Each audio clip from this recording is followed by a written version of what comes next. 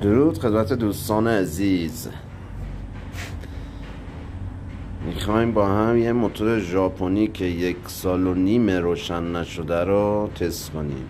زیر برف و بارون و همه چی هم بوده، در کاربراتش و اینا هم باز بوده.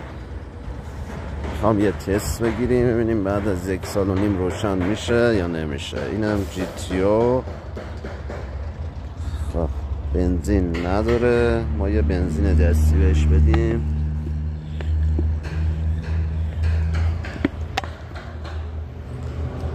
سویچ باز. خب